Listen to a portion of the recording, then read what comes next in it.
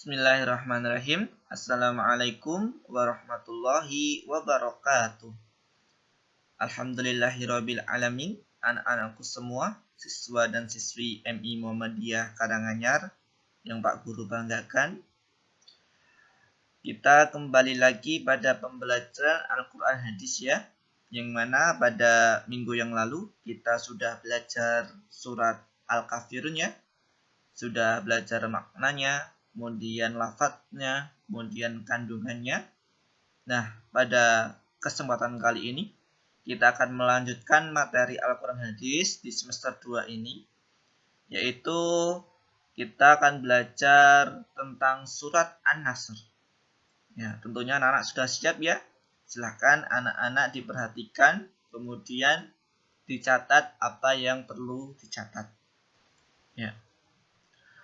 Anak-anakku, pada kali ini tujuan pembelajaran surat An-Nasr adalah siswa dapat melafadzkan Quran surat An-Nasr dengan baik dan benar. Kemudian siswa dapat membaca Quran surat An-Nasr dengan baik dan benar. Kemudian siswa dapat mengartikan Quran surat An-Nasr dengan baik dan benar. Selanjutnya, siswa dapat menyimpulkan isi kandungan Quran surat An-Nasr. Nah, itu adalah tujuan pembelajaran pada materi kali ini, ya anak-anak. Kemudian kita akan masuk ke dalam inti materi. Silahkan anak-anak kembali fokus lagi ya pada video ini. Ya, yang pertama kita akan melafadzkan surat An-Nasr terlebih dahulu ya. Nah, surat An-Nasr itu ada 3 ayat ya. Tentunya anak-anak sudah hafal ya, sudah tahu semuanya. Nah, karena tadi tujuannya agar kita dapat melafadzkan surat An-Nasr dengan baik dan benar, maka di sini Pak Guru akan mencontohkan bagaimana cara melafadzkan surat An-Nasr ini. Ya, didengarkan dan diperhatikan. A'udzu billahi minasyaitonir rajim. Bismillahirrahmanirrahim. Idza jaa'a nasrullahi wal fath wa ra'aitan nasa yadkhuluna fi dinillahi afwaja fasabbih bihamdi rabbika wastaghfir innahu kana tawwaba. Nah, itu adalah salah satu contoh bagaimana melafadzkan surat An-Nasr. Silahkan anak-anak bisa dicoba secara mandiri di rumah ya. Diulang-ulang agar bisa betul tajwidnya dan syukur bisa hafal serta artinya. Nah, sekarang kita akan mempelajari arti dari surat An-Nasr. Yang pertama, ayat pertama, Idza jaa'a nasrullahi wal fath, artinya apabila telah datang pertolongan Allah dan kemenangan. Yang kedua, wa ra'aitan nasa yadkhuluna fi dinillahi afwaja, dan engkau melihat manusia berbondong-bondong masuk ke agama Allah. Ayat ketiga, fasabbih bihamdi rabbika wastaghfir innahu kana tawwaba. Maka bertasbihlah dengan memuji Tuhanmu dan mohonlah ampun kepadanya. Sesungguhnya Dia Maha penerima taubat. Nah, itu tadi arti dari surat An-Nasr ya. Surat An-Nasr ini artinya adalah pertolongan. Yang selanjutnya, materi selanjutnya yaitu memahami surat An-Nasr. Nah, seperti Pak Guru katakan di depan tadi, Surat An-Nasr artinya adalah pertolongan, ya. An-Nasr artinya pertolongan. Kemudian surat An-Nasr terdiri dari 3 ayat. Ya, anak-anak sudah paham ya? Tadi suratnya terdapat 3 ayat. Nah, selanjutnya surat An-Nasr itu termasuk ke dalam golongan Madaniyah. Pak Guru ulangi, surat An-Nasr termasuk ke dalam golongan Madaniyah. Ya, anak-anak ini diperhatikan. Walaupun surat An-Nasr itu suratnya hanya 3 ayat, tapi surat An-Nasr termasuk ke dalam golongan Madaniyah. Nah, Madaniyah itu adalah turun ketika Nabi sudah hijrah ke Madinah, ya, atau setelah hijrah ke Madinah. Kemudian surat An-Nasr adalah urutan surat yang ke-110. Ya, surat An-Nasr itu urutannya ke-110 dalam Al-Quran. Tapi kalau turunnya surat An-Nasr itu turun setelah surat At-Taubah. Ya. Itu ya anak-anak memahami surat An-Nasr. Kemudian kita masuk ke dalam surat An-Nasr. Nah, ada banyak kandungan surat An-Nasr. Di sini kita akan mempelajari beberapa. Ya, silahkan dicatat kalau perlu. Nah, yang pertama, surat An-Nasr itu turun berkaitan dengan peristiwa Fathu Mekah atau kemenangan kota Mekah, yaitu ketika Rasulullah SAW menaklukkan kota Mekah. Nah, anak-anak perhatikan, surat An-Nasr itu turun ya karena pada saat itu telah terjadi Fathu Mekah. Fathu Mekah itu adalah penaklukan kota Mekah yang dilakukan oleh Rasulullah berserta sahabatnya, yang mana itu Rasulullah berangkat dari kota Madinah kemudian menuju kota Mekah ya untuk mengislamkan kota Mekah, karena saat itu kota Mekah masih diduduki atau dipimpin oleh para pemuka-pemuka kafir Quraisy, ya. Jadi masih belum beragama Islam kota Mekah. Nah, surat ini turun, kemudian kota Mekah menjadi beragama Islam, ya.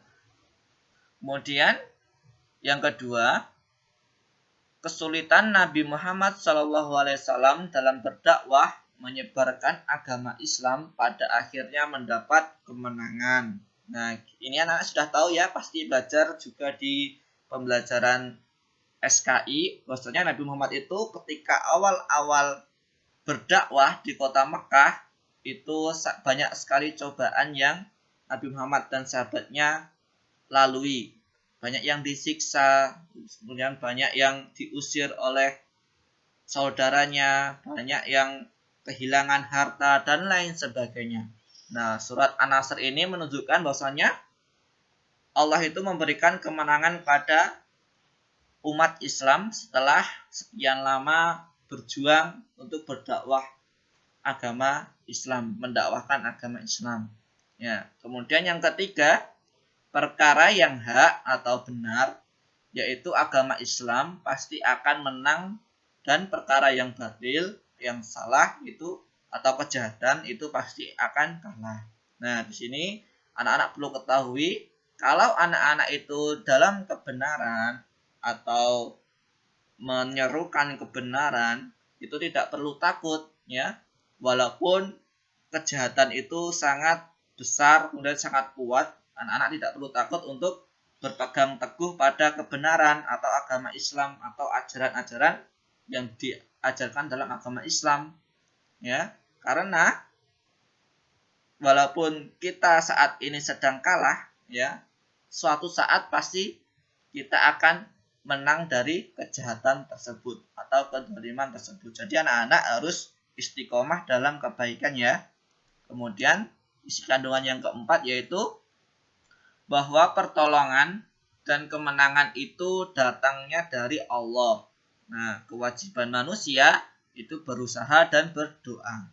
Nah, Perlu anak-anak ketahui, kemenangan, kemudian kepintaran, kemudian kesuksesan itu aslinya datanya dari Allah, bukan dari diri kita, ya. Nah, tapi kewajiban manusia itu adalah untuk berusaha dan berdoa, berusaha belajar agar bisa menjadi pintar, kemudian menabung, bekerja agar bisa hidup nyaman, hidup tidak kekurangan, kemudian dan sebagainya, ya, latihan agar meraih kemenangan dan lain sebagainya. Kewajiban manusia itu hanya berusaha dan berdoa. Kemudian selanjutnya untuk kemenangan dan lain sebagainya itu datangnya dari Allah Subhanahu wa taala. Kemudian isi kandungan yang kelima yaitu